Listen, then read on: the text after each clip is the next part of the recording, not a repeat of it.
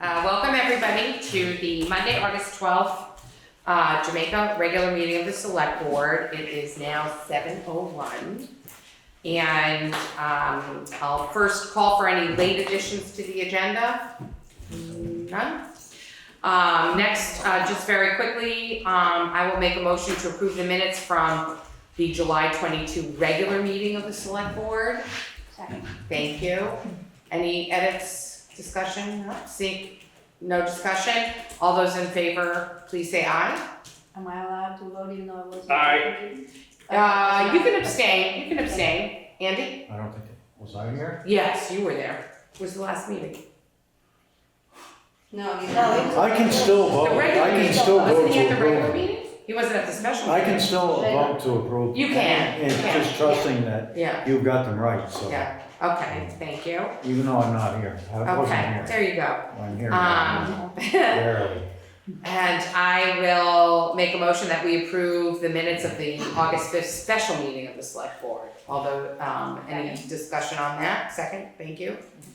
Seeing no discussion, all those in favor, please say aye. Aye. Aye. Thank you. All right, next up is Everett Hammond regarding the 3 EWP stands for What was that? I'm afraid I cut and pasted, but it's the Yeah. USDA, NRCS, projects that have been actively worked by Mike and folks at here, Yeah. right? Yeah. I'll jump in, Everett Thank Hammond, you. Hammond Engineering. What's the stand for, please? EW. Emergency, I didn't put the agenda together. It might be emergency. emergency work projects. These Water relate to individuals like private citizens who suffered in the last storm. And the USDA and NRCS have various programs, and I'm not the true expert, Mike is much more of an expert on this, Okay. but programs for either a buyout or to help you with repairs. And Everett is an engineer, and he's gonna talk to us about, This is Everett. yes, right here, Right. yes. Right here. Thank you so much, Everett, thank you for coming. Yeah, last time I think I tried to connect up and I had some major computer issues. Okay. Remember that? And it's like, that was, well, before we started. So, there's 3 actually, let me back up a little bit. There was a number of properties I think people had called Mike prior to getting started. Mhm. Most of them were not deemed eligible. To be eligible, you had to be so much damage and the property had to have so much value, if I'm correct. You went through all that. portion. Mhm. Turned out, the number of calls he had, only 3 were eligible. So the 3 that are eligible are 4771 West Jamaica Road, that's owned by Ken Molly. And I'll just, and the second one is 5030 Pikes Falls Road, owned by Chris Kolk. And 242/252 Old Route 8 by Lorenzo DeConnick. Those are the 3. Thank you. So I've got basically and one of the things that I recommend was base map first. So by having a base map, we're able to get better, more accurate volumes of what really needs to happen instead of trying to just go out on the site and trying to wing it.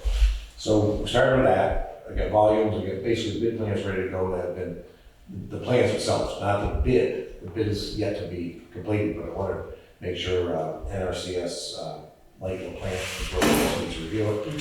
It's kind of in the right direction of where we're going. The stream alteration guy was involved. That's Scott Jensen. He's a very good engineer, stream engineer. He's very helpful for many towns around. Then there was another guy from USDA, Les Wright. He was down for a meeting we had about a month ago, prior to the bid plans, putting those together. So we're kind of waiting to hear back from them, but I'll just kind of touch on each one a little bit. So on 4771 West Jamaica Road, that one, did you get a chance to pictures out? Are they here? They should be there. Let's see. It's not this one? The other one? There's There's 2 over this there. one. This is in here. Did you do 3 pictures? Perfect. Oh, yeah, this one. Oh, this one here. They're in the So packets. you might share this one. This one here, it's in, oh, there you go. Okay, perfect. This one right here, yeah, It's this one. that one. No, Oh, wait. 2441 is the last one in my packet. By the way. 4771. Yeah. Yeah. See, Yeah. Got it. So that, Watershed protection. yeah, that one there, this is a camp. Thank you. Okay, it's not a full-time residence, but it's a camp, and this, the stream itself is right on the edge of this. So from the get-go, early on, in preparing a engineering proposal to do this work, I had concerns on this property, I still do.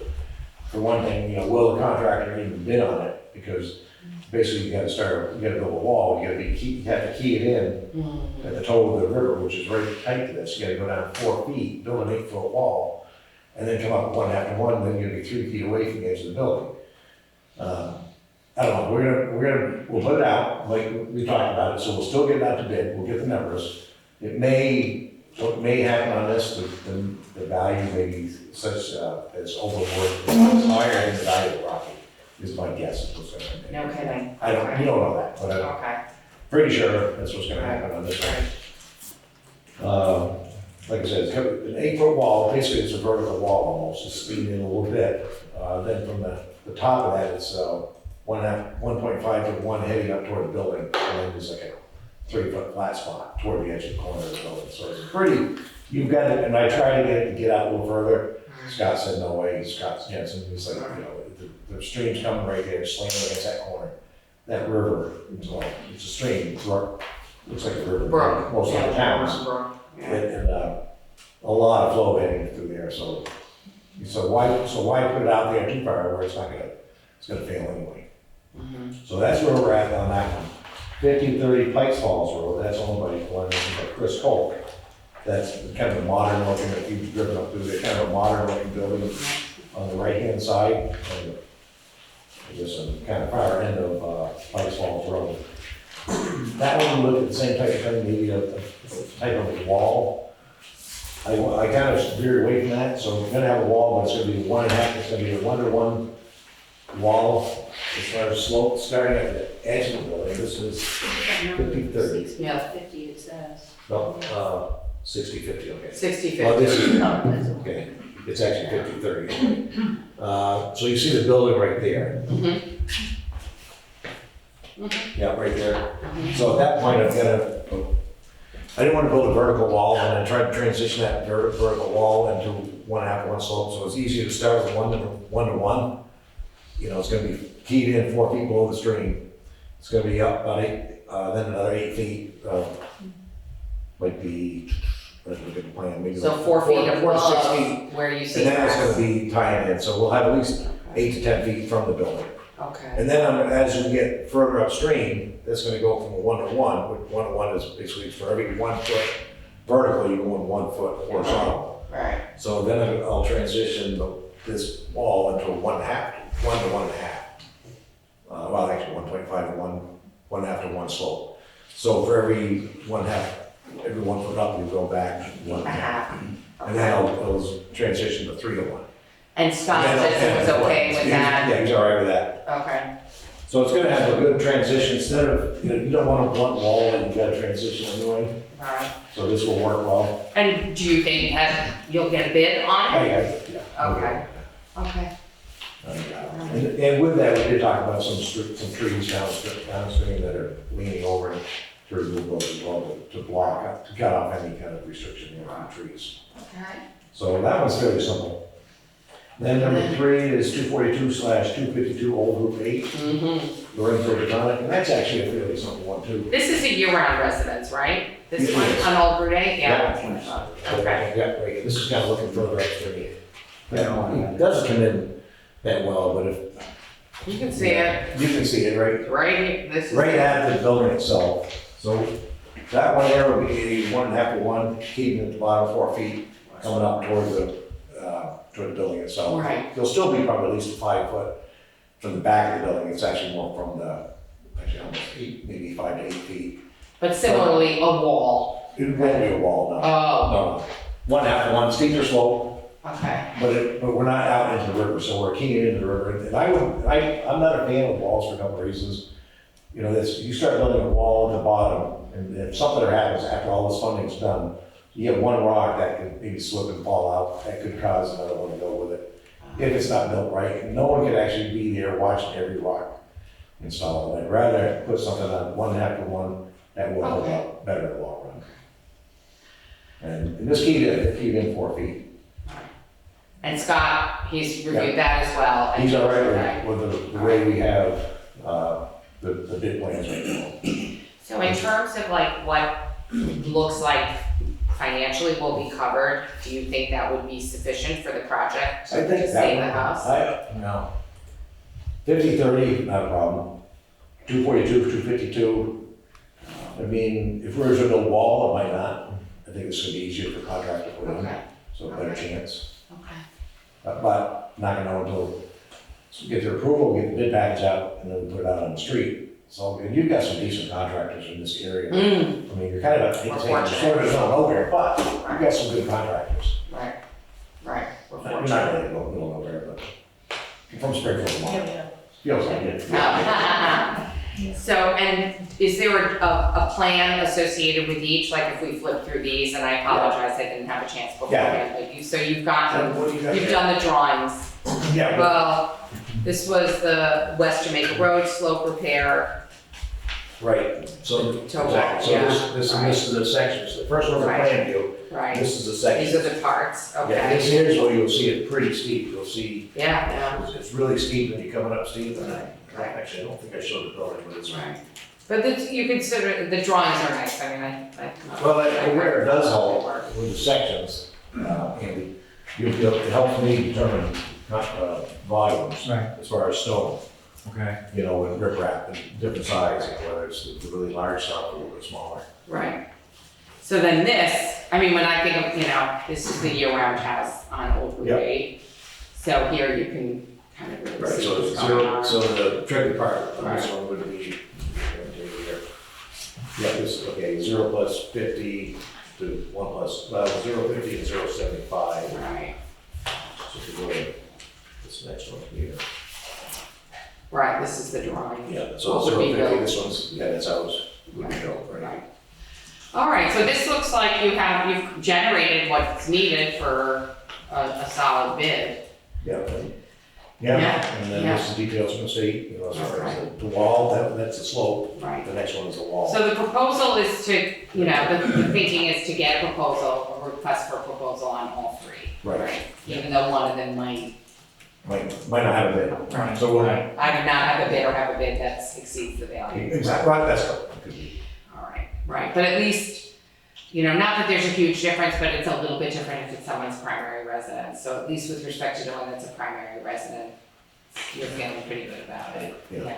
And well, two are primary, Oh, which one else? but the, Pikes Falls Road. Well, the Well, place, it's not a camp, it was a house. right, but isn't it a weekend at the modern It house? might be, but it's, Oh, okay, I would right, call it residence, but right, some people live there. right. But is someone, okay. I think it's a rental. It's, yeah, I think it's a thing, because I know I've had to knock on that door when Airbnb people were during the flood. Yeah. So, and you're right, I don't mean to say it's any less important, anybody who's a homeowner, whether it's your primary residence or not. Right. But there is just a slight, more greater intensity in terms of anxiety when it's someone's primary residence, right? So that's just, I'm glad to hear, it looks like with respect to that house. Yeah, You're feeling that's pretty gonna be good. pretty, that's Okay. probably something. All right.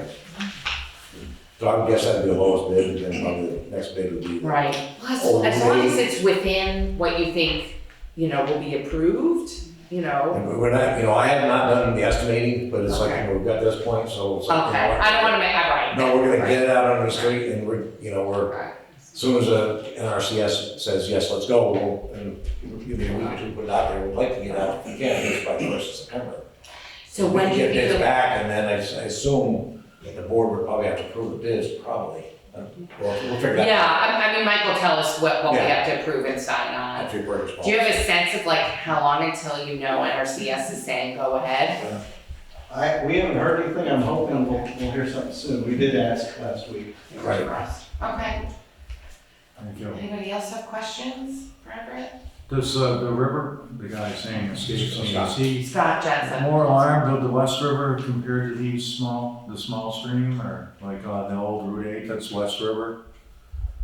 Yeah. Old Route 8 is Lot Wadsworth. lot bigger volume of water in that. I think, he looks at it, I don't know, I didn't get that sense that he was more Okay. alarmed. But he did Well, not we're want concerned. me to encroach that toe out a little bit, even though it looked wide. He said, no, we're gonna keep that toe where it is. So he's, you know, I was trying to, you know, hit the happy medium for the landowner and for the stream, but it's, you know, you don't wanna, you wanna, the rivers need as much as you can give them. Yeah, Yeah. Otherwise, we might be right back here again. Here. We had, you know, you've got all kinds of issues in town. This is just a, you know, 3 residences, not compared to all your other things. Infrastructure, right. Anybody else, any other questions for Everett? Well, Everett, thank you so much for coming in. Yeah. This way we avoided logistical connection problems. Yeah. And I'm sure Mike will diligently bring to us, you know, what we need to actually formally approve once NRCS gives us the go-ahead. What do they call it? That last one, I'm just trying to see what they actually call that one, is it? They call that one a Route 8. Old Route 8. Windham Brook, believe it or not. It is, that's the Wardsboro Brook. That comes from in. West River? No, on Old Route Route 8. No, that's the Wardsboro Brook, which is again, like the, you know, Okay. a lot of these rivers are called brooks, and they're not. You know, Also yeah. known, also known as the Whetstone Brook. Right. Was it? This is from the But look, I historian. got mixed up on my roads there for a minute. Yeah, this is 100 heading No, towards. I know what, as health officer, I've been to this one, but not this one. But if I can interject, I was looking at that, I've seen rivers that are large, Smaller. smaller than that. Yeah, no, the Wardsboro That's a Brook Windham was, Brook. Right. what had happened last summer was, you know, Right. Okay. yeah, terrifying. I can imagine. Yeah. Question? I'm not here for that project, but when I first started at Windham Solid Waste, we did a erosion control demonstration project in Jamaica along Old Route 8. It was a steep bank after Irene. And we got some state funding to use a blower truck, and we applied a mix of compost with seed and fertilizer, and it established vegetation up on a steep bank. So one of the things that I try to do with our compost product is promote its use for erosion control in construction projects. And it holds a lot of moisture and it establishes vegetation very effectively. So if there was a soil need, we have product in Brattleboro that Awesome. could be used. Yeah. But it was right here in Jamaica on Old Route 8, a steep bank, that it was above the road and it was out of the state flood insurance. I'm not quite sure, but they wouldn't cover that work. And so, but it was a steep bank and it's all vegetation now. Right. Was it from the river up to the top of the road, or from the road up even It was higher? from the road up, Up. which was why it wasn't covered, but it was still damaged. We still face, ask Mike, we still face that. But we found a contractor that had a special blower truck, and you can, with hoses, spray dirt. And is it seeded, like, does it? Well, they used a special matting, that kind of, the compost and soil, was kind of held in place. So, but I just remembered it right now, I go, oh, that was Old Route 8. Yeah, And that is probably not far. Wardsboro Brook, isn't it? It is. Yeah. I mean, that's what everybody calls it now. I think it is officially called the Wardsboro Brook, but It's not too far when you could take a right on Route 100, that's right. And Just then- on your left as you're Yeah. going towards, yeah. and then you take Old Route 8. You could walk to the Yeah. corner. Yeah, basically. Thanks. Yeah, that was good. Thanks. All right. Everett, anything else you wanted to share? Now, unless you got any questions, looks like a busy agenda here. Yes. Always. But, you know, thank you very much for coming and for answering all the questions, and, you know, we'll just be watching the project, and Right. hopefully NRCS lets us know soon that, you know, you can keep, you know, proceeding, you know, it's great, and, yeah, thank you so much, and, Yeah. yeah, terrific. Thank you. All right, so next, we're gonna go to Bob Spencer with the C, Alexandra Lacy, from Windham Solid Waste, talking about recycling, composting, household waste, all of that. And thank you, this is a hot topic. Go ahead, Alex. Hi, I'm Alex. I'm the outreach coordinator, and I am a super trash recycling compost nerd. So Proud. proud nerd. The main reason that we came here tonight is I heard about the new pay as you throw bags, that it's a little bit hotly contested whether folks like them or not. I understand that the size went down, that they're more expensive, and with good intentions are compostable. I just peeked at their website too, they are certified, so I'm assuming that the reason the bags don't have a certification on them is because you special order We them. did a special order And you with our stuff. own logo and stuff like Yeah, so that. I was a little, at first I was like, oh, maybe it's not. So yeah, that's the main reason, so I have some thoughts on that, and we just visited the transfer station and talked to some locals who are using them as well.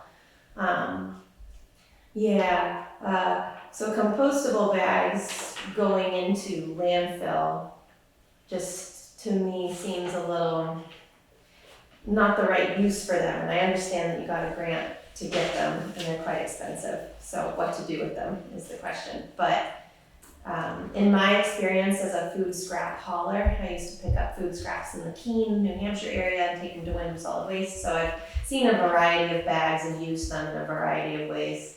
The compostable ones, the technology out there, it's just, they're not durable enough. They just aren't. They don't hold up. They rip really easily. They don't last forever. If you were going to commercially compost them, that'd be one thing. But anything that is compostable, that is organic, as in used to be alive from living matter, going into a landfill is only going to just stop the breakdown. They're not going to break down into anything useful. They're just gonna stand still in time. And the technology to make compostable plastics as it stands is a little bit more energy intensive than plastic itself, traditional plastics. So the technology just isn't quite there yet. So I just wanted to put that out there, that I understand where residents are coming from. They say, oh, it's always ripping. I know. I used to take 96-gallon bags of compost and have that rip and have to deal with the cleanup of pure food waste, But So, these bags are supposed to be the opposite, right? They're only supposed to have non-compostable waste in them. correct. So the Right. pay-as-you-throw bags Right, are for household trash. right. So like I Meaning- use them and I'm a rigorous composter and I don't have that, they don't rip on me. Same here. So then that's definitely the variable, right? Like I'm not someone who wants to go into everybody's house and see how they handle trash, but everybody does it differently, and if you do have heavy trash, they aren't going to hold up. So by all means, use them until they run out, but looking at it from an objective point of view where you're putting compostable material into a landfill, that's not doing anything better for the environment because it's not going to break down, and the process of making compostable plastic is more energy intensive than recycled plastic That's itself. interesting because I looked at both of those things and we discussed it as a board and we understood that there's a limited benefit if it's going into a landfill, but it's still not plastic. Right. It's definitely better than plastic. And then I went through, having worked for a manufacturing company with factories around the world for 20 years. So I went through their and this manufacturer's analysis and some others. And it definitely was not a higher energy use to make each bag. So I definitely don't feel that the latter of your concerns, which is a real one, is applicable at least to this manufacturer. Right. Our transfer station has a strict rule about not putting compostable waste into the bags that go into the, where the machine that, yeah. So when The you're thinking compactor. about wet things going in, Right. usually that's associated with food waste. Therefore, if you're doing trash right, it shouldn't be an issue because your trash bag will be lighter, Right. it won't be wet. Well, my bags are still heavy, but they're not breaking. I don't know. Yeah. So that it might be just a personal thing, and you know, the statement of like the life cycle analysis, like that was for plastic bags versus compostable bags, but manufacturer unknown, you know, so. Manufacturer. I'm not sure I followed that last. I'm saying that you've done research on Right. this Moga leaks. Yes, Moga leaks yes, or whatever, yes, and a few their others. process. Yeah, is there aren't better. that many that Yeah. are producing to this degree Yeah. and at this volume, at this price. Mhm. So it was really, I think I ended up doing the research on 3 of them. Because right away, a bunch of others that kind of put themselves out there did not meet the minimum requirements of what we were looking for as a board. And we did a giveaway before we made the commitment, and everyone seemed like that. They liked it when it was free. They liked them. They liked And now them. that they pay, Right, they're finding right. problems with it. So So I this is just hear- something I've No, heard, I hear. not something I'm going to Oh, deny no, on people the sake people of. who talk to us too. Yeah. Yeah. So But not a we're lot of people, no. just like a couple handfuls. Right. Of Okay, 1,100.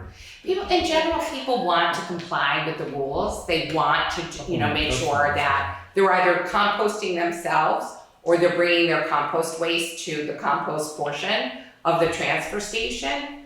And if you, it's actually, it's like, it's doable. Let's just put it that way. If I'm doing it, it's doable because my life is so chaotic.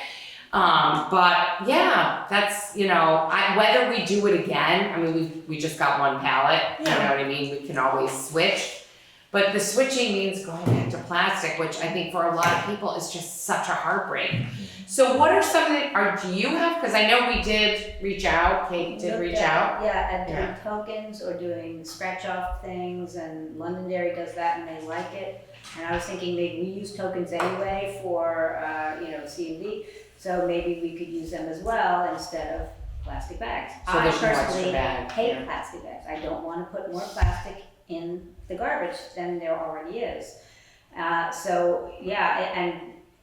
Paper bags are an option, but then and you're allowed to put them in the compactor when we don't have the rule that we have of using those bags. So the state allows it, in other words, and Casella allows it, our hauler right now. Right. So what is your general advice?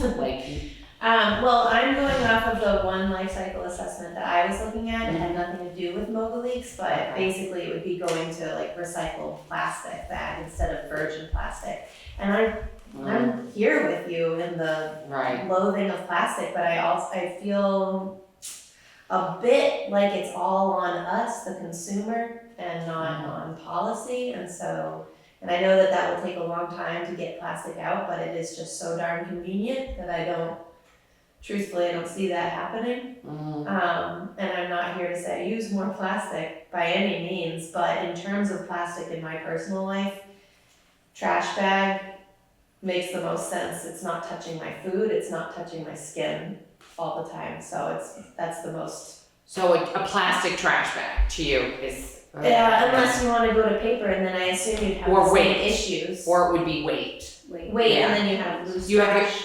Right, it's loose trash. We do have one citizen who does she takes a cardboard box and she dumps it in. Oh, They don't Yeah. have that, Oh. instead But it's so of personal, paper. right? And trash is a very private, not in the public eye Good way of thing. thinking of it, it's true. And who Yeah. knows what people are doing in their own homes? It's a very personal choice how they deal with their things.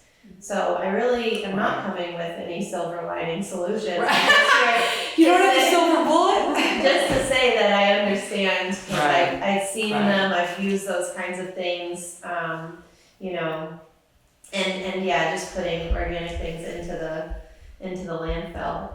The waste and recycling is nowhere near perfect. We're just here trying to do our best with it. Right. And you're always looking at new options, right? So if Always. something does come up, you'll come and you'll let us know. But also, so So that's my piece on the pay as you throw, that I understand that folks are having a hard time with it, and I don't know what different folks are doing to make them rip so much, but I do know that it happens. If you put compostable waste in them, they do, I mean, I Yeah. always used compostable bags, like before we migrated, I had a, you know, I use a company that I actually reached out to, I'm like, do you mass produce, but the bags are very expensive, like it would have been completely untenable for us, and it would have had a drawstring and everything, and it would have been smaller, and it still would have been much more expensive, so that was not gonna work out.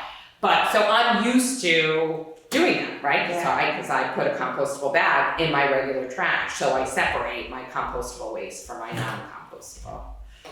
So, yeah, it's tough. And if something that does come up, you promise you'll come and find us and let us know. She is passionate, she will do it. Yeah, yeah. Is there any truth to, say, the plastic bags, the garbage bags that we had before? Do those get fished out and recycled?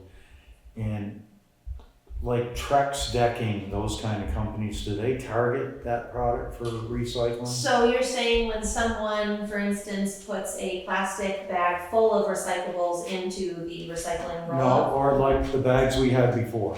The bags you had before Plastic that would bags, go do into the they- trash? Is there a market for those that go specifically to, like, Trex is the only brand name I can think of, Yeah. that synthetic, non-wood decking? Or Right. is that a myth? It's not a myth. There are, but they're not connected. The ones that go into the transfer station. Correct. They are not connected to the transfer stations. Or contractor bags? Yes, so stretchy plastic film in the world can be recycled into composite lumber, the plastic decking, okay. like you say, the plastic composite. The only folks that I know who are collecting that are large grocery stores. Trex with Trex. Trex is the lumber company, Trex is the recycling part, and they're all Oh. started by Mobil Oil. You know, this is all a fix. We did some, We plastic bought is- petroleum products. Plastic is the petroleum industry's plan B, you know, that's how they're gonna stay alive. Right. But, yes, they do get turned truly into plastic lumber. The only folks that are collecting it are large grocery stores like Shaw's, Okay. Hannaford's, and they'll have. They have a receptacle there, They'll right? have a See that, receptacle, right. and most of the time poorly marked, or not marked at all. I never understood what that meant. Possibly contaminated. But the reason that it's at the grocery stores and not at the transfer stations is that these grocery stores, they bring in a lot of pallets with plastic film Okay. that's quite clean and not touched by food. They also bring in a lot of cardboard. So they have their own balers. They can put it into their own condensed cube and then ship that back off, usually somewhere in New York is where all these companies are, to make a buck on those things, because cardboard is reliable money in the recycling industry. It is 100% getting recycled. It's much easier to do than the plastic. The plastic film that they get is around their pallets of food and whatnot, so it's fairly clean. So they're already collecting Right. their own, but then they extend that to you, someone who cares, someone who still has plastic bread bags, but not grocery bags, right? And they're like, if you care, bring in clean, dry, and then And they have to have a triangle on them. They can't be just any eye check. well, triangles, the chasing arrows are a bit, Well, that's what they said. They won't take a plastic bag that was wrapped around something you got in the mail yeah. that's not, is what I was told. Yeah, I wish on they their website, you know, you can go back and forth, but those chasing arrows don't always mean recyclable, depending on what you're looking at. We're just opening up a can of worms here, but, Yeah. so it, you know, on a case-by-case No pun basis. intended, sorry. Yeah, right. On a case-by-case basis, they're going to see contamination in those plastic film drop-off bins, Oh. or they're not. They're gonna let the folks back where they're dropping it off decide if they can use it or not. So it's anyone's guess how much is actually getting recycled. Definitely the industrial plastic that's not touched by food or greasy things is more likely to be recycled into that plastic lumber, but these are not really transparent things. you can't just call them up and understand exactly what's going on. You're gonna talk to several robots before you even get there. God bless you for trying. Well, we use more and more composite wood, but I paint it, and we just see more of it. Yeah. And it's expensive, but I'll only have to paint it once. So is It that, won't is be that the rotten. case? Does the paint last longer on the composites? The board lasts longer, for sure. So, But anyway, I didn't mean to get off. Oh, you don't mind, but if I- No, please. In fact, I've got firsthand experience in this in my neighbor, Martin Cohn. He came from Newfane, now lives in Springfield. He actually spearheaded setting up this in Springfield. He actually collects this stuff from Shaw's, believe it or not. He goes to Shaw's because they really, I don't think the Shaw's in Springfield want anything to do with it, but. So the pellet bags, those are, yeah, they don't have the triangle, but they accept them.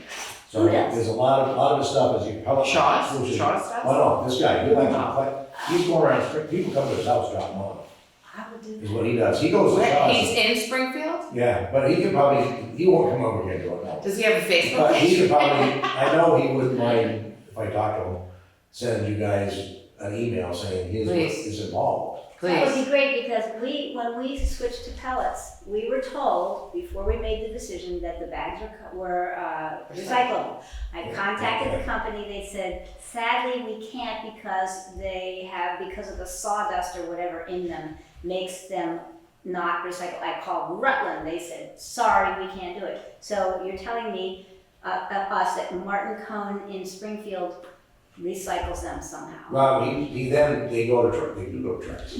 So I think they actually, Springfield gets free benches out of this, a couple times a year. Okay, it's not big money. A bench might cost $1,000, so maybe town Springfield is getting 2 or 3 free benches. Pieces of equipment, of There's furniture. 50 Yeah. bags per pallet, and we get 6 pallets. That's one household of 2 people. And you think about all the Right. people and all of those bags.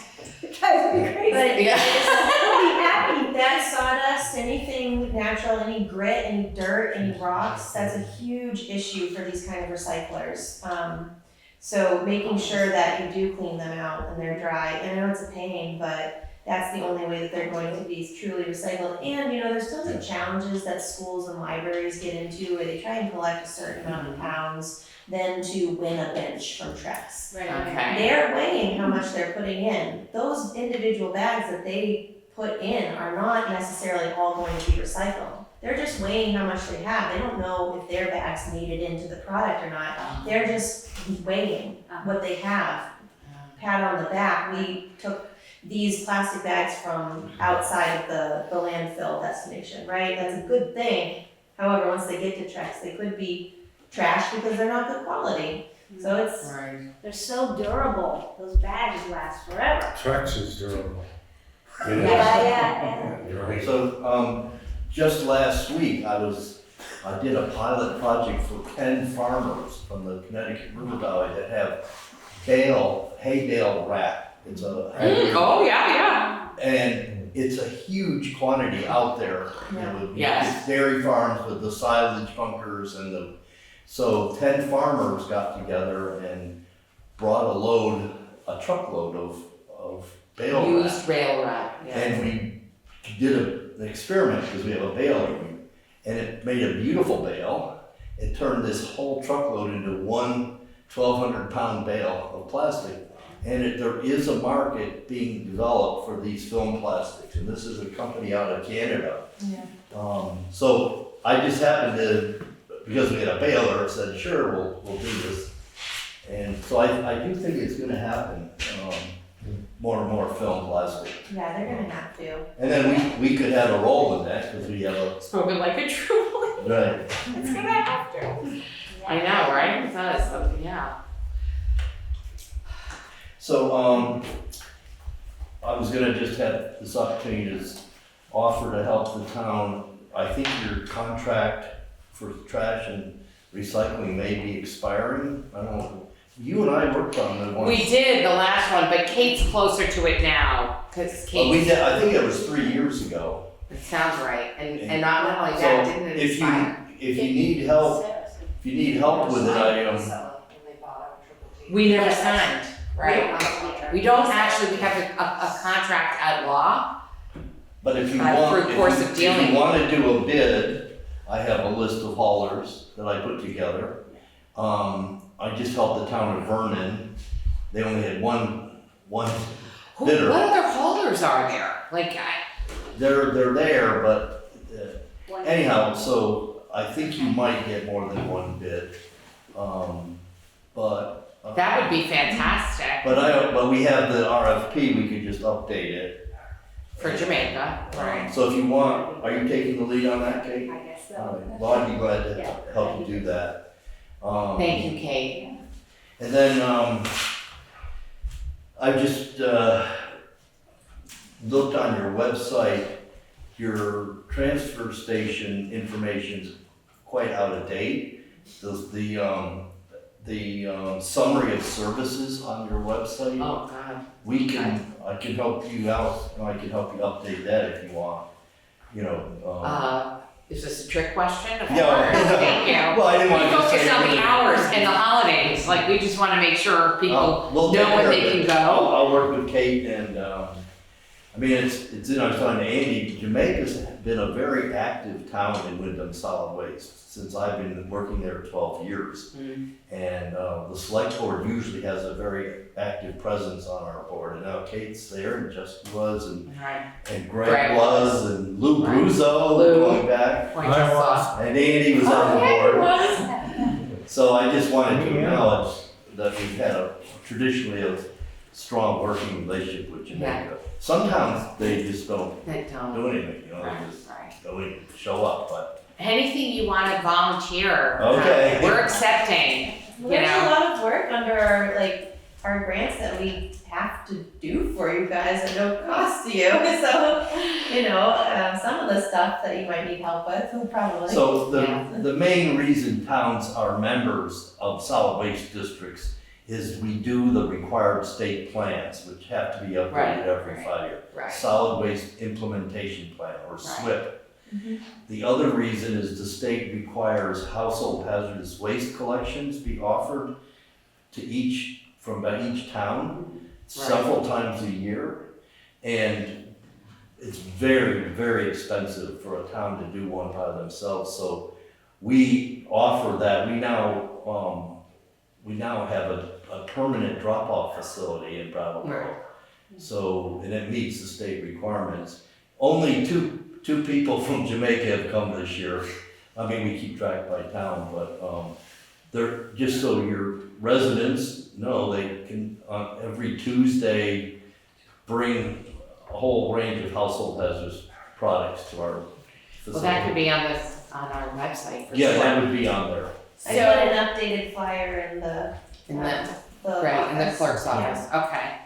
So there's and Kate, stop me if I'm, I don't know, oversharing or whatever.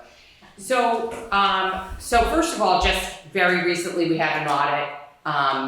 The whole time there was a townwide audit, and there were some findings for the transfer station. I know Mike is working on that, and Kate is also working on You it. mean your financial audit? No, a safety audit. Oh, from operations Wade, and operations. Wade Mr. Yes, exactly. With VLCT. Right. So, and all of that is addressable. I'm sure we'll get there relatively quickly. But it does, what it does is it sheds light on the fact that, the transfer station has evolved. Like when I was a little girl, it was a dump.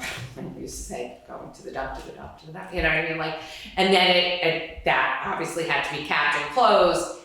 And the current design of the transfer station is definitely largely a result of the geography Mhm. at the end of the period that it was an actual dump. And we've talked over the years, Mike has, Greg, it would sort of there's sort of recurring challenges that we suspect derive in part because we were kind of shoehorning a transfer station into an old dump. You know what I'm saying? Yep. So I guess I would just throw that out there as, is there money to analyze, to have an engineer come and kind of, No No. grant programs that I'm aware of to help towns with their solid waste facilities. no. All right. If there was, we'd be all over it. All right. Yes, sorry. Is that report that you're talking about, the safety report or whatever it is, available somewhere to read? Online, I don't know if it's on the website, but we can put it on the website. Can you put it somewhere for the public to read? Sure.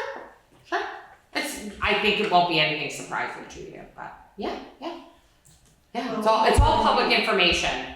We just got it in. Okay. So We can put it on the website. Mike knows this, but we can provide signs, the ones that you have up there, we produce those signs. You know, Right. your recycling list of items, I didn't see a sign for the food waste. It's on Is the it on? board. Yeah. But we can keep your signage up to date. Okay, and, great. All right, I thought I would just ask in case. Okay. Karen? I'm just wondering if you can tell us a little more about times on Tuesdays for the hazardous materials. It's 8:30 to 11, And how much can you bring? Is there a limit? up to 10 gallons for $10. Okay. But we can waive that if someone calls ahead. So it's a great service because you don't have to put those things in the trash. There are occasional hazardous waste days, and was it Townsend and they allow Well, we us- used to do those, Uh-huh. but they got so expensive. The contractors that do that, there are not many, and just to set up is like a $5,000. I did one in Stratton 3 years ago. On a Saturday, we had 7 people show up, and it cost about $8,000. Oh, no. And only one of those people that showed up was from Stratton. So I was like, this is not a good use of our limited resources. So we have a. We did, right? That's what I thought. Yeah. And we've done them in Jamaica, we've done them every time. Right. And we still can do a one-time collection, but right now it's just so expensive. We're open and it meets the state requirements to provide that. So, May through October, every week. and we may open it in February, just have a couple days. So, but we do get some state grant money to offset that. Oh, okay. Any other? There's not a lot of state grant money for solid waste. Okay, I hear you. But they have all the mandates. I'm always hopeful. All the mandates, Right, exactly. But- Yeah, all the responsibility and all of it. So I also just, last year I sent this out to the select boards, but we also take storm debris from storms, and we're registered with the state. We did that as last summer. A storm debris drop-off facility, so the next time you get hit, Oh, which is who knows when, right? don't. So that's all, we just Yeah. wanted to give you a few updates on some other Thank programs. you, thank you. It's talking about trash and waste, many people don't get too interested until you start talking and then everyone's really interested. And yeah, just to cap. Everyone has to deal with waste. I know, right? it's Right. something we all have in common, so, I'm coming out this Saturday to the Jamaica Day, the Energy Fair, so I'll have a table.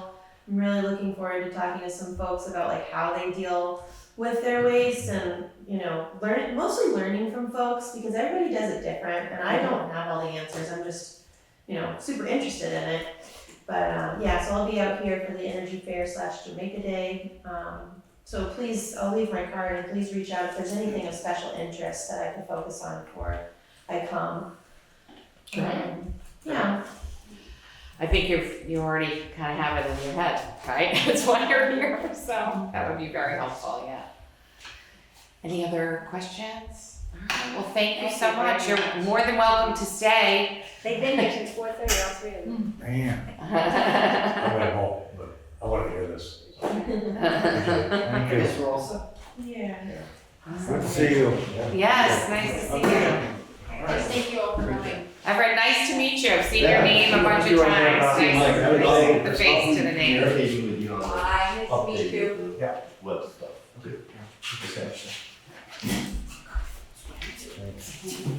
Oh, thank you. So it's a backstage pass?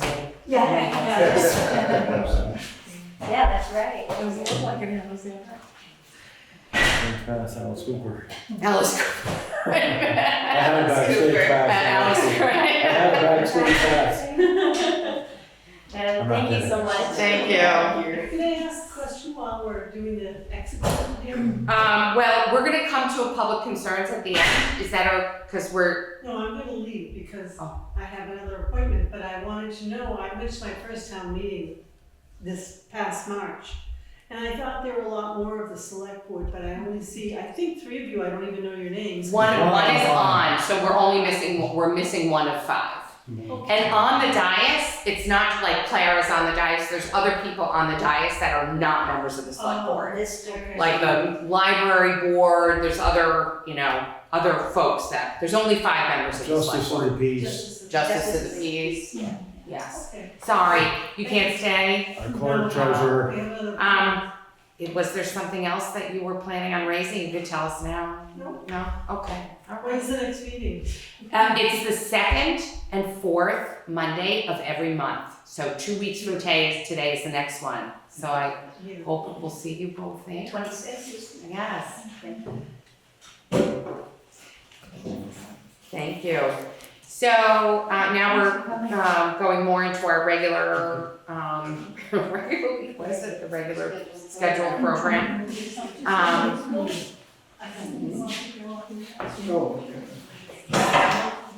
No. Did you sign Did you folks sign in? Yeah, did you sign in? No. Can Well, you could try and you write your please? name? That way we know If you who's don't here. I know. Oh, you do? Oh, Sarah. Sarah can sign for you. I already got one. Oh, you do? Oh, yeah. Oh, God, sorry. You're right, exactly. Thank you. Thank you so much, thank you. So the next one is our general flood recovery topic. And I don't think we've had any new obligations by FEMA since the last meeting, have we? No, so nothing new. But just sort of, continue with the ongoing meetings. And I know Sarah's working on, closely with will be closely with the folks at FEMA once tax time is done, just to get a little bit more of a crisp understanding of the outstanding projects that have not been obligated, their size, so their order of magnitude from a financial perspective. And we will be talking about the Mountain Brook debris removal project in executive session at the end of the meeting, but if there's anything else that Greg or Mike wanted to raise on Under flood recovery, other items. other items. We do have the folks at Windham Regional Commission that are also part of this kind of section right now, that I would like to allow Alyssa or Megan to Oh, speak. that's right. I'm sorry. That's the late addition, which was the results of the what was it, the windshield audit and the river projects that they yes. Thank you so much, Mike. So who is presenting first? I can go first. Are we ready to talk about river?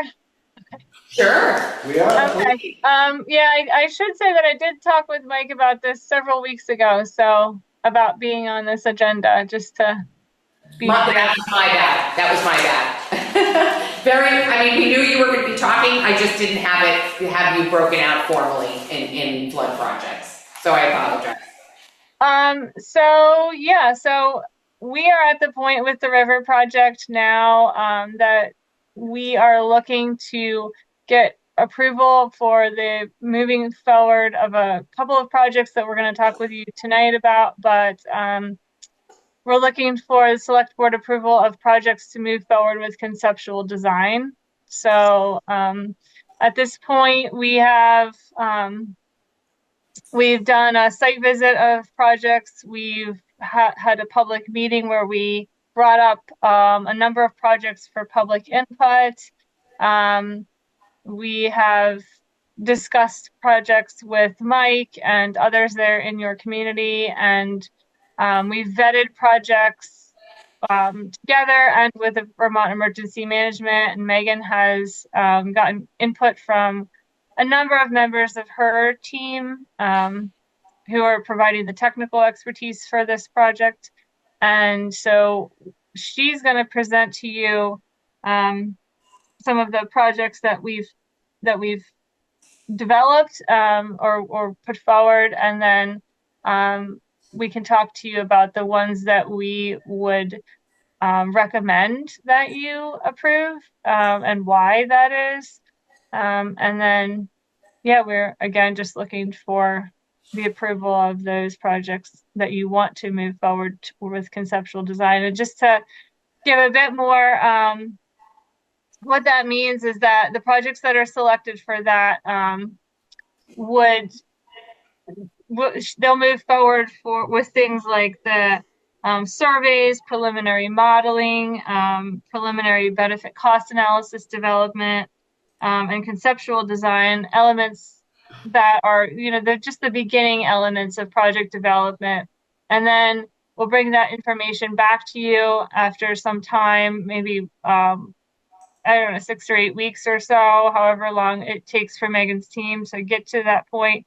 And then we would bring information back, and then you would make a final decision for projects to move forward with the Hazard Mitigation Grant Program application development, which Megan's team will also work on that piece of it. So this is going to be, a preliminary or a conceptual, a first choice of selection for projects. But again, that list could change once information is brought forward after this phase and more information is known about a project. Maybe we would have to take it off of the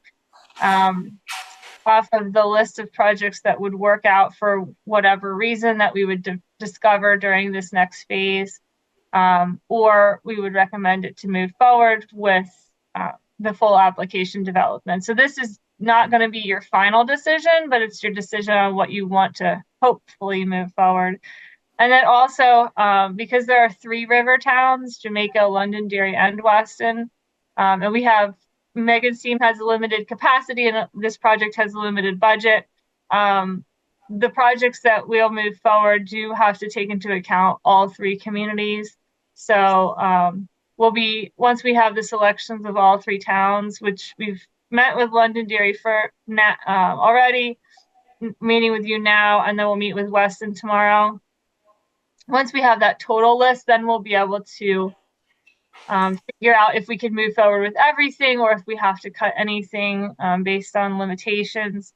But yeah, so there's all of that goes into this. But at this point, we're really just looking for your approval on what to move forward. So Megan, I'll throw it to you now. Sure. Thanks, Alyssa. Alyssa sort of already gave me a little intro. I'm Megan, and I'm a hydrologist at Stone Environmental. So we're based out of Montpelier. And I've been working on this with Alyssa and then several engineers on our team and some of our partners. So we partnered with Stevens and Associates and Streamworks, firm out of New Hampshire that focuses really on stream restoration. So we did that site visit with folks from the town, and then we also held a public brainstorming forum with all 3 towns together, and there were several folks from Jamaica who came with some great ideas and helped identify some areas of concern. And from all of that, plus kind of a review of like hazard mitigation plan, river corridor studies, all that kind of available data, we are recommending prioritizing what we call the North Branch Ball Mountain Brook and Ball Mountain Brook Stream Crossing Resiliency Project. So we learned through VEM that we can combine multiple stream crossings into one project, and that can be beneficial in multiple ways, as long as, of course, the project doesn't get too big and unwieldy. Including different structures together can sometimes help you satisfy benefit cost analysis criteria for hazard mitigation grant program funding. So this project focuses on culverts number 47 and 49, which bracket a culvert that had already been replaced prior to the July 2023 flooding. And while that one in the middle did okay, those two failed on either, or washed out around either side. So we want to look at replacing and upsizing those, and at the same time, maybe considering other crossings that might either be washing out or causing backwater conditions that lead to inundation of upstream properties. Because if we can lower that water level, then that could be another really beneficial flood mitigation effect in that cost analysis. So that's number one. Number two is a bit more natural resource restoration focused. So it's looking at the potential for floodplain restoration and reconnection along the West River in the vicinity of the Wilkins Mobile Home Park, and other methods that we could use to maybe alleviate flood hazards at the mobile home park. This one is reliant on surrounding landowner support. We've currently reached out to the landowners and are talking to them later this week. But that is kind of that would be a deciding factor in moving this one forward if folks would be willing to do some sort of restoration work on their property. So those are the two that we have bumped up through the river hazard mitigation lens, but there were a lot of other ideas that came up, and I'm just going to talk through those quick, or I guess I'll talk through those. So the first was relocating the Jamaica fire station to an area not in the floodplain, so to help ensure access and mitigate any damage to a very critical piece of infrastructure.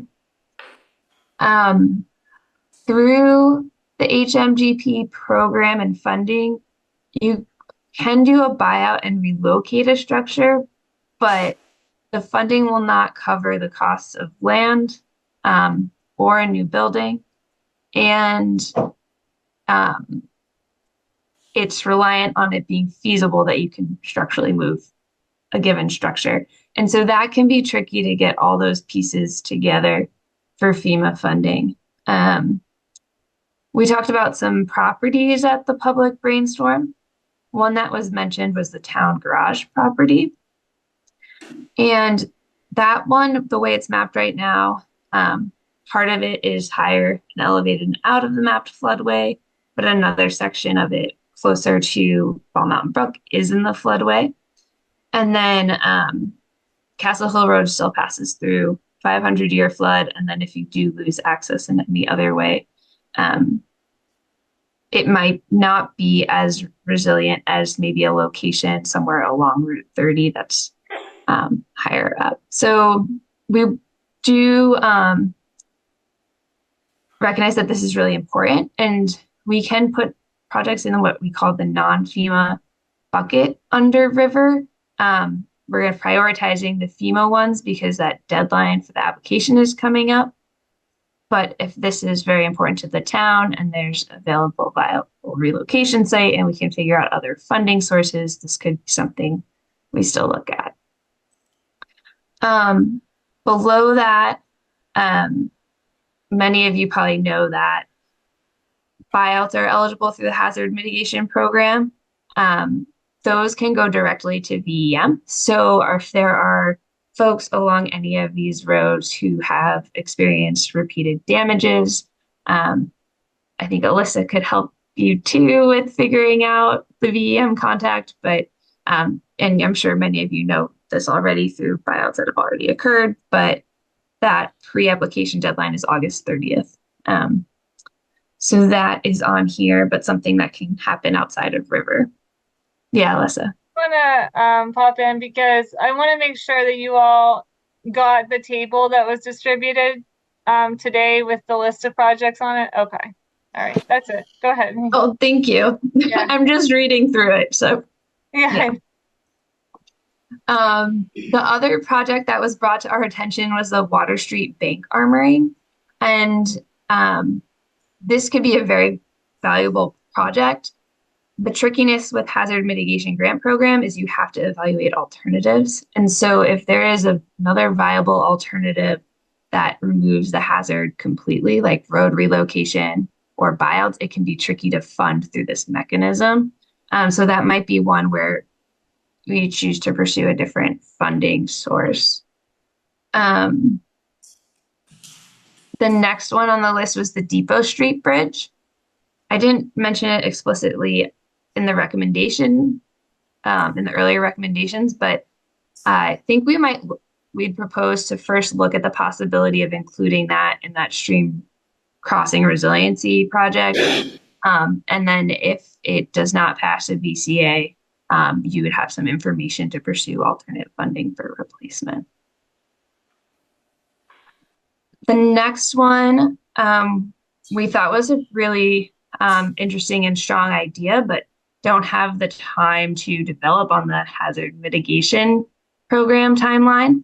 So the West River floodplain restoration along Meadows Road would include floodplain reconnection and restoration work, really focusing on the confluence of Mountain Brook and West River. But that, I think, would take a bit more time to develop more landowner outreach to see what folks would be interested in and to really understand the needs in that area. We also, with Marie Caduto, identified some potential sites for restoration at properties along Pikes Falls Road. And so we can make some other funding recommendations for those types of projects, which would have really great stream and riparian habitat benefits, maybe with a less significant flood mitigation benefit. So not in that hazard mitigation bucket necessarily, or not competitive in that bucket necessarily, but still really great projects overall when you're thinking about your streams and rivers. And then the last two were some other stream crossings. The Goodallville Culvert, we visited with folks from the town. And while we were out there, we're talking through how that one might be more of a water quality improvement type project. Yeah. And then also at the brainstorm, concerns around erosion and landslides were brought up quite a bit. That might also be, those types of projects might be eligible for like other more appropriate funding sources, because the hazard mitigation is really looking at that flood inundation hazard mitigation. Happy to answer any questions because I just went through a long list. Well, what I'm gonna do is I'm gonna make a motion and then we can enter discussion.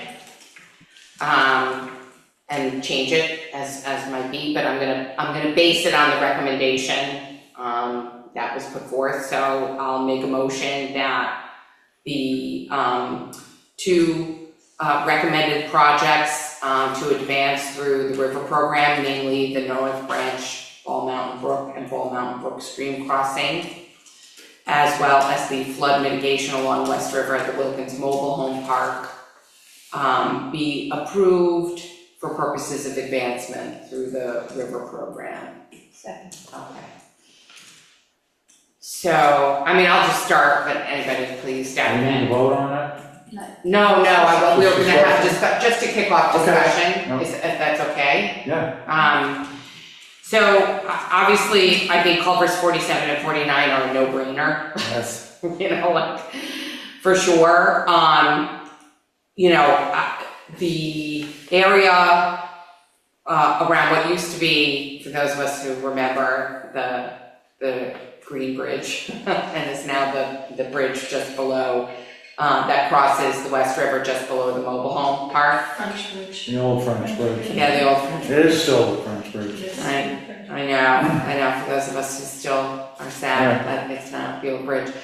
Anyway, you know, to me, that was a little, like, it grabbed me a little. I mean, I definitely, I see why you included it, but, you know, I'm still just personally very focused on culverts, roads, branches, you know, and, you know, bridges. But certainly the first one to me was a no-brainer. The second one I wasn't so sure, but I'm willing to go along with the general view. Anyone else have kind of thoughts about? I think the second one, I mean, the landowners, it's not funny, I've seen that flood so much, I don't live there or anything, but if they were on board, obviously, I think I, as a select board member, would want to pursue that, because last time it got Yes. washed out again. Yes. And if they were, obviously you said they would have to participate in that. I don't see why we wouldn't want to do that. Yeah. If Go there for is, if there is any, I don't want to disrupt your thoughts, but I guess at some point when it makes sense, I'd be interested to know, if we need a backup, maybe what a backup would be if something, particularly with the second project, if the landowner somehow decides it's not going to work out for them or something like that, maybe just a backup would be good for us to have. What about the, like, Water Street Bank Armoring or the bridge. or the Depot Street Bridge? I guess the bridge was on a list years ago, it would have been done by now, but Irene came along. Mm-hmm. So we were looking at that years ago. We're looking at it kind of now. Yeah. In one of the projects, it's affected indirectly. Just to clarify, this is the first bridge right by Water Street when you say Depot Street Bridge? My bridge, yeah. The Yeah, right by his house. Bridge, I Yeah. can't remember the number, I think it's Yeah. labeled wrong, but. We just call it Andy's Bridge. Yeah, we'll call it that, right, Andy's Bridge. We also call it the William Carr Bridge. Oh, He yes. died on it, Yes, he died. Yeah. 1869. So those two, if we're in I concurrence. agree, Yeah. I agree, yeah. So then the backup, just to be clear, is the Depot Street Bridge, or is it the armoring, or Well, both? we're sort of looking at both of those, like, from your gut, from your perspective, if you had to force rank those two, which one would you put first?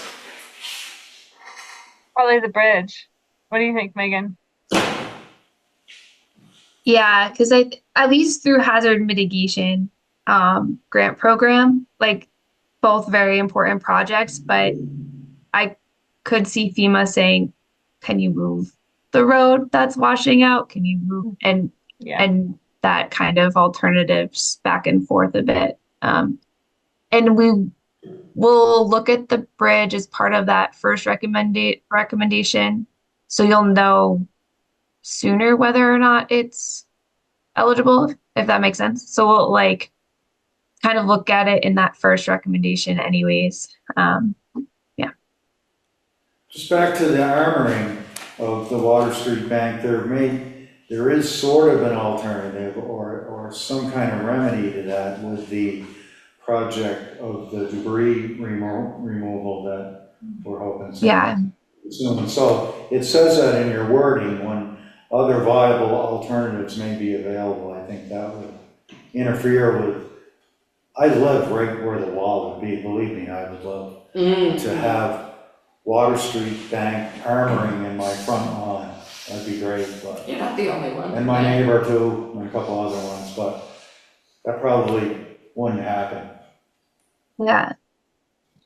Right, anytime soon.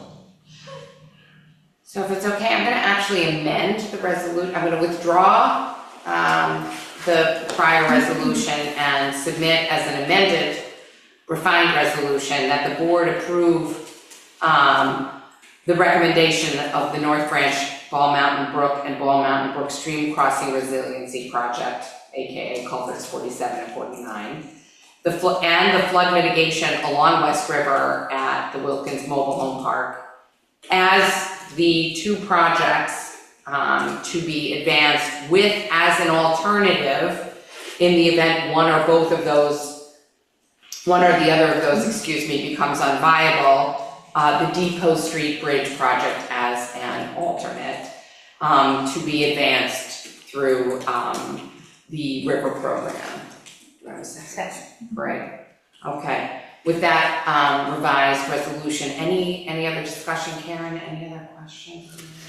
I'll just add, I haven't spoken up too much in my internet, but I wanted to add that all makes total sense to me.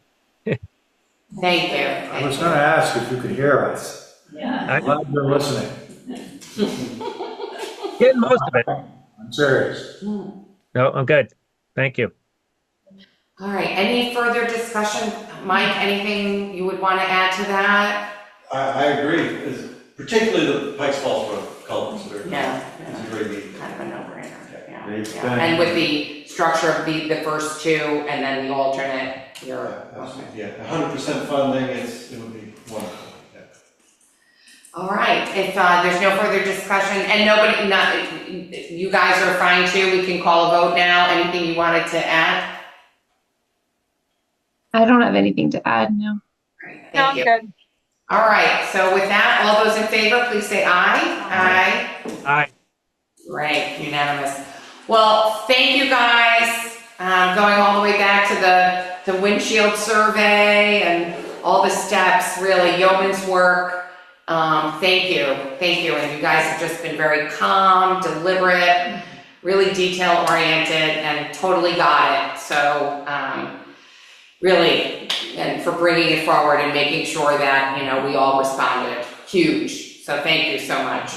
Thank you for having us. Thank you. Please don't take my having left you off inadvertently from the agenda, as anything other than, just my flakiness. No worries. All right. All right. Thank you. We'll be back in touch, in the coming couple of months or so, and Megan's team has had a chance to work these out, and we'll have more information at that point to share with you for your final selection. Great. Thank you. All right. Thank you. You're welcome. Have a good night. So, Bye. Okay, terrific. So the next item is just an update of an exciting new development. Do you want me to describe it, Sarah? Did you want to? Okay. So Mary and Sarah raised the fact that many towns and statutorily we are supposed to be generating and reviewing as a select board monthly budget, what I think of as budget versus actual. So those are financial reports that tell us and the town, to whomever is interested in reviewing them, where we stand as a town against the approved annual budget.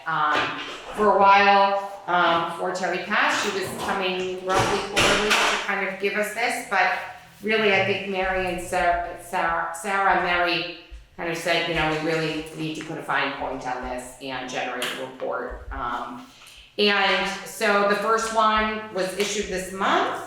I have not had a chance to look at it. I think do we want to circulate it in advance of the meeting going forward kind of thing, and Yeah, she said we'll try to start emailing them, but it's kind of, we're just trying to get over. Right now. It's like the end of the day and. Right, just wanted to get it.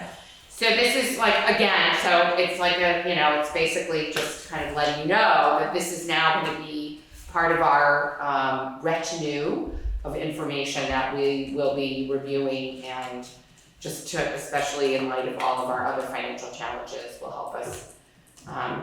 It won't just be kind of me in the office sometimes. Everybody's they're gonna push out this information to us in a really meaningful way. okay. So I thank Sarah and Mary for, coming up with this and really pushing it out to us, and we'll take a look. I'm sure we'll look at format and stuff like that. Right now, it's literally a printout from NEMRIC.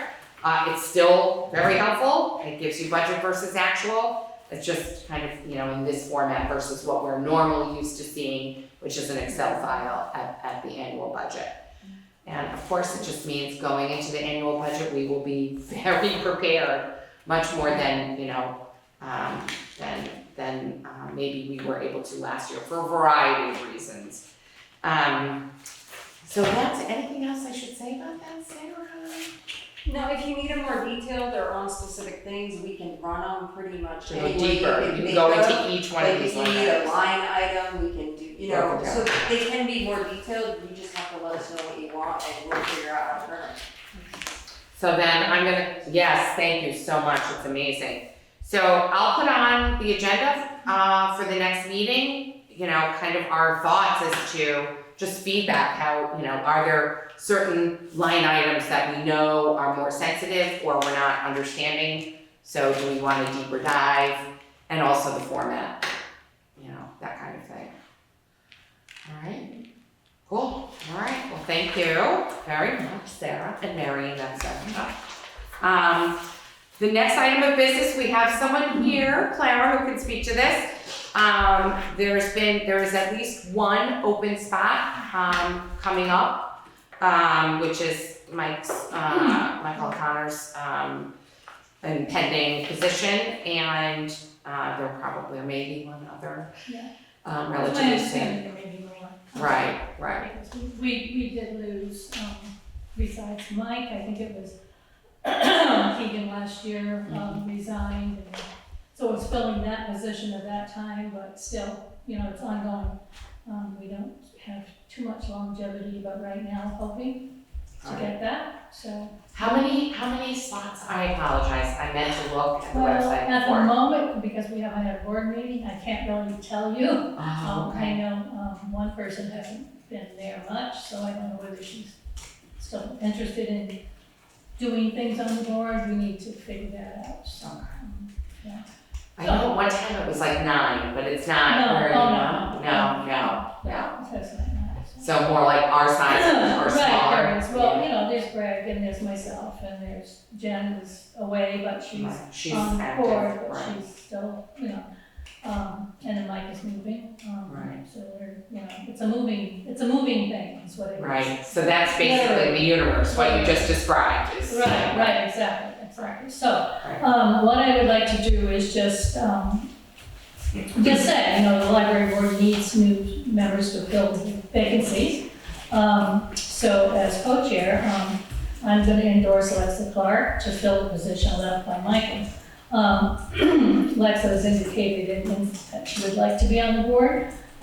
We usually don't turn down people because if they're interested, I don't know about you, but it's hard to get a quorum.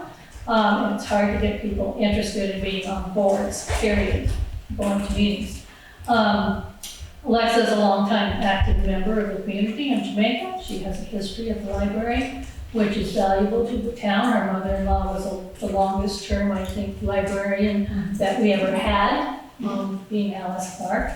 So she does have a working history of the library. And right now, we're celebrating our 100th year. We're planning a celebration to honor that.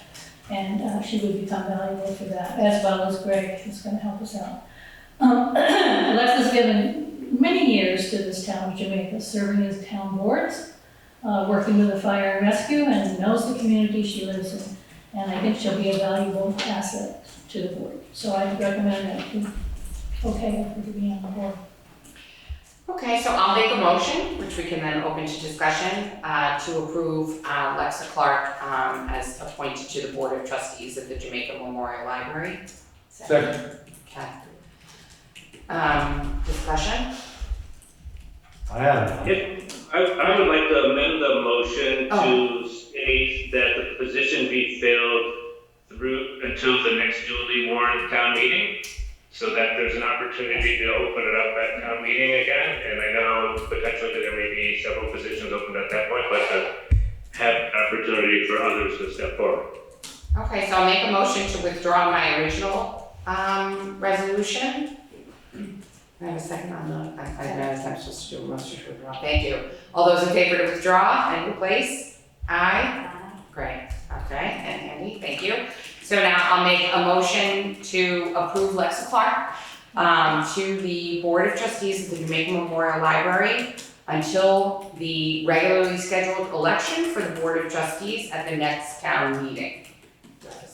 I think his term, I think Michael's term was for 5 years, I was trying to look it up, Oh, because of, so, I'm sure that, we would be looking for somebody at town meeting. Right, at Well, town I mean, meeting to simply fill his because a lot slot. of people don't want the Right. 5-year term, it's like Right. 5%. Right. Basically. Well, you can probably do what we do, like someone steps out, and, Exactly. yeah, So and that's- someone else steps in. We have talked about changing that order, so it doesn't end up being, would be 2 years and 3 years and whatever.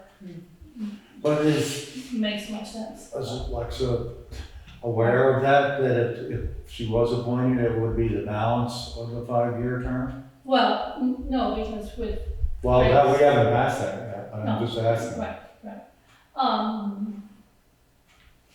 No, not necessarily. I don't think people usually go on and pick up Right. 5 years, so. Yeah, I think normally when you're appointed, you're. It is, actually, it is, like, that was my oversight, Yeah. yeah. Fine. Should have stated that, That's yeah. fine, So did I have a second to my amended? I think so. Okay, second, okay, terrific. All right, with that, any further discussion? No? Seeing no further discussion, all those in favor, please say aye. Aye. Great. I'll say no. Make it home before- Okay, thank you, Greg. Okay. Thank you, Thanks, Clara. Claire. Yeah. All right, so, Are there any lights on? here it is, yep. This is the new rate? Yeah. Yes. Copy for everybody. Okay. This is the finalized, after the last meeting, the finalized actual form. We all need to sign the same one, or does it matter? Yeah, I just figured you'd have one. Okay. So this is for us to, Okay, I'll make a resolution that we approve the tax rate and each sign. All those in favor, second, thank you. Any further I discussion? just have a question. Yes. When I was, I called to help stuff envelopes, and then Mary said that there was gonna be another change? So did I misunderstand her? or- So, can I explain what happened? Yes, please, Okay. please. So when we initially did the tax rate, we used the total revenue instead of the revenue to be raised by taxes. So the tax rate is going down quite a bit. We messed up. I apologize. It happened. I'm glad we found it before we sent the tax bills out. But we had used higher numbers, so the tax rate is higher, and I realized that the other day, first I had the local agreement wrong, but now I've got the whole general and highway. So we were basing it on total revenue instead of revenue to be raised by taxes, because we have other revenue coming in, so we don't raise that money by taxation. Okay, So, I just wondered. well, I just wanna tell everybody, if they're getting it out, I'm very proud. Yay! Thank you. Good job. Yes. thank you. Thank you very much. All right, so all those, did I do call the vote? If no further discussion, all those in favor, please say aye. Aye. Great, thank you, Greg. Heard you. Terrific, so just a quick reminder, tomorrow is the primary. Yes. Sarah couldn't possibly forget. We vote here at the town office from 9 to 7, nobody's gonna see this till afterwards, so. Right. We'll put the sign out tomorrow. Yes, And if yes. anyone wants to stay after and help set up voting booths and chairs, that'd be great. Okay, Oh, you're doing that tonight? I couldn't do it Oh, today. Right. Yes, well, yes, Thank you. absolutely. All right. So just very quickly, I make a motion that we approve the timesheets for the town office, listers, highway and transfer station. Second. Thank you. Any discussion? There being no discussion, all those in favor, please say aye. Aye. I'll make a motion to approve the pay orders. Second. Thank you. Any discussion? Seeing no discussion, all those in favor, please say aye. Aye. Great. Public concern, so we have Jamaica Old Home Day coming up. Did you wanna? Well, I have a couple of things. Okay, please. Septic update, could you just give the public a little update? There was a meeting the other day and just. Oh, of the committee? Of the committee. Yes, so at the, good news is at the next select board meeting, we will actually be publishing the 90% report, which we've talked about quite a bit, which is in essence a relatively detailed report that is, essentially 90% of the way through the process that has to be filed to complete a project for funding. It includes sources of funding. We had a committee meeting, Karen was there, where we discussed some edits and changes that needed to be made by Dufresne Group. And so they're making those changes now. That's why it'll be ready to review at the next meeting. We will also go over a schedule of rollout, which will include an informational meeting in September, potentially a second one in October, depending on what we need to do, and then a town vote on election day, the general election day. Yeah, I don't want to give away too much. I'd like to rely on the actual final report that's issued by Dufresne, but it's, it's consistent with anybody who's been attending planning commission meetings or water committee meetings. It's pretty consistent. It's really, the only thing that has changed is we probably have to shift around how we're going to fund it. And also there's a proposal that is bifurcated. Instead of one potential plan, there's a phase one, and then there's a full-blown effort. So that kind of gives us a little bit more flexibility as a town in terms of what we approve. Anything else? Just to reiterate that the 90% doesn't mean that the whole project is 90%. That it's just the application. Oh, the application is not, yes. Yes, so we're 90% of the way there to have something to submit for approval. Yes. When did we start that? A year ago? More. A couple of years, 2 years. Yeah, 2 years. it's a long process. Yeah. Please. And how about updates on the other Depot Street Bridge? Is there anything for new updates or meetings? You mean the state, what I think of as the State Park Bridge? Right, Greg? I don't know if there's anything new since Greg's update at the last meeting. okay. No, we're expecting to see more detail on that later this fall, probably in September, possibly early October. Okay, I think a design is being worked now, so, right, Greg? We're waiting for the design. I don't know if you heard. I believe we're waiting for it, yeah. I just wanted to talk about the lister position. We're still looking for another lister. It's only 1 day a week, 9 to 2. If you can work with me and with Pat, we're pretty easy to work with, I think, for the most part. So. Right, and I've fallen down on that, so please do bug me. We need to post it, even though it's 1 day. No, I mean like in the paper. Yeah, I think we need to put it out in the paper. We just need to start. And I have all my notes and I just have to fun condense job. it into a description. Yeah, it's a great job. Yeah, for sure. Rossendale Schoolhouse Committee, just updating you that we have another meeting on Sunday, August 18th. So this Sunday, we're about to post that. A couple of weeks ago, 2 or 3 weeks ago, we had Emergency Management Director Greg Lakis and Mike come out to look at it as an emergency shelter. Greg thought that was a great idea. So we're moving ahead with looking at funding and things for that, for a handicapped accessible entrance, a bathroom, hooking into the septic and the water that's there. Where? On the Jamaica property at the Rossendale Schoolhouse. Okay. At the entrance, right at the entrance. Yeah. And there, we would end up with a heat source and a generator and internet there. Heat because there could be a disaster in the wintertime where there's no power and people need a place to warm up. Jamaica Day. First, a very successful Pikes Falls Chamber Music Festival. It was just wonderful. The last of them left today. And it was great. Yeah. Susanna Lowy pulls the festival together and has for the past 12 years. And does a great job. Yeah. Greg Jolly had a talk called Sugar and Stone on Helen and Scott Nearing's Vermont years the other night, and that was very good. And Jamaica Day. So this Saturday, we have Howard Coffin coming to give a talk on the Civil War. Steve Rawson will be talking about the Civil War and his great-great-grandfather who was in the Civil War, and he has his gun and, you know, the case that the gun was in and all sorts of photos and memorabilia. Mike is putting on an energy fair in the town hall, has quite a few vendors coming, and if nothing else, come for an 802 bar, ice cream bar.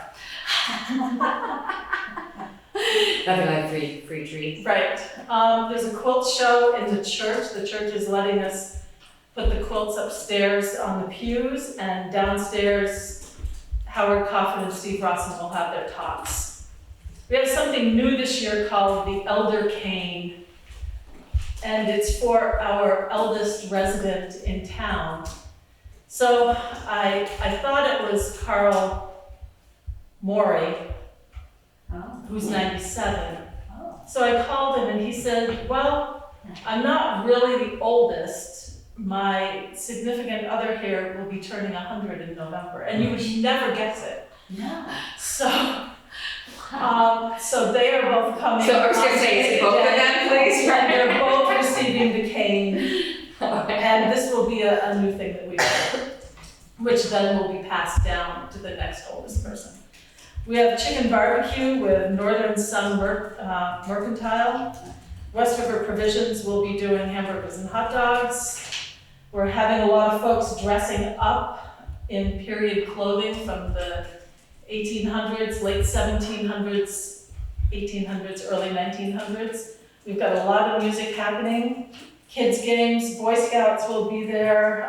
You can learn how to tie knots and whatnot. Vendors, magician, touch a truck with the fire department, rescue. We have a history walk. People can walk around town, and you can go inside the Jamaica House and look at the Jamaica House. We're also having some areas where I can't think what it's called, but you stick your head through and, you know, there's a dress-up outfit on the outside. You know, it can be a dinosaur, it can be anything, but Right, for pictures. for pictures. And we're doing stocks, so you will put your head and your hands through the holes. We have a little gold panning. It's not real gold, but we've got a gold panning area for the kids along with kids games. And metal detecting. And I think that might be it. And vendors, you'll have. And vendors, Right. yes. Oh, she did? Yep. How did you know you're taking this? Yeah. She doesn't miss much. No, she doesn't. Anyway, it's exciting, and next year, I believe we're going to have almost 100 people coming for a Civil War encampment, Wow. which will be pretty cool. Where will that And we will have our stone, our memorial stone next year, not this year. I'm still having trouble with the Spanish-American War and finding who really entered the war. Our history books say no one. There's a newspaper article about one guy who went in with 20 men from Jamaica. Haven't found those men. I found in another book and online 3 men. Names, are you seeing names or? I found 3 names. Okay. One of them I've found in our records here, 2 of them I have not, but I'm just confused by it. So I'd like to get it right before we do that. Here, here. And next year we'll have the encampment and I think it'll be good. And the weather looks promising. Yes. You I can't know ever what tell. you know. Every minute it changes. 5 days from now. Right. Well, Karen, it's very exciting. Thank you so much, as always, for your efforts on this day. It's exciting. It is, and I love that this year is so educational. I mean, it always is, but yeah. But it's more seems- and more so. Right. And with our 250th for the country, 250th for the state, and 250th for Jamaica coming up, we're really trying to work our history into it. And if anyone wants to help join the Historical Foundation, there's openings there too. We have a good crew. There's like 17 active members and it's good. All right. So I put in a request to the sheriff's department, Okay.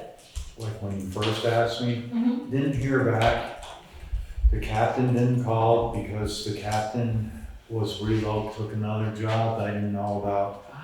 Anyway, I called back and she said there's a lot of deputies on vacation. I said, usually we have 2 deputies here. And she assured me that she will try to send 2, Okay. but there'll be some presence. Good. Thank you. Send the And uniform. I know along with Captain the- Cemetery, or I didn't even know that he had moved on to the yeah. was captain in the Windsor County Sheriff's Department. Okay. So anyway, we'll see how many show up, who come up. Our loss. But I put in a request twice. I just read something the other day about the Windham County Sheriff's Department Right. doing a new program. They're talking about regional policing. Right. And 24-hour service. yes, and what town just approved? Putney just gave them their blessing on that. But I have the last PowerPoint I attended, and if someone would like to see that, or Mark said he would send someone to present on it. yeah, that'd be even better, so I don't have to, but Right. he's a great presenter, and they haven't scheduled another one, but it's deep. If you want, any time that you want to offer to them to come in and talk to us and put it to a vote, just let me know. That would be great. It sounds exciting. But I have the PowerPoint if people would like to look at it. All right. Any other public concerns? I think that's it. If not, then we're going to go into executive session. We might have a resolution after, so unfortunately, I'm going to keep you here. Hopefully, we'll be quick. So I'm going to make a motion that premature general public knowledge surrounding a project impacting the town would clearly place the town at a substantial disadvantage because the select board, if it discusses this in public, could reveal information that could be detrimental. Do I have a second? Thank you. All those in favor, please say aye. Aye. Second, I move that we now enter into executive session to discuss this project impacting the town under the provisions of Title I, Section 313A1A of the Vermont statutes. Do I have a second? Thank you, Kate. Yeah, Kate's our second tonight. All those in favor, please say aye. Aye. Okay. Mike, you're gonna stay? Okay. Thank you. So, it is now 9:21. There has not been, no action was taken in executive session. Instead, we will be, I'll make a resolution, that we, approve, the resolution being that the town of Jamaica approves proceeding with the Mountain Brook debris removal project, as articulated in the RFP. On roughly 2 weeks, commencing roughly 2 weeks from now, regardless of whether we have formal approval from FEMA funding the project. Second. Thank you. Any further discussion on that? Okay, if no further discussion, I'll call the vote. All those in favor? Aye. Aye. Great, nay. So thank you very much, everyone. And I will make a motion to adjourn. Second. Okay, all those in favor, please say aye. Aye. Aye. Aye. Thanks, Greg.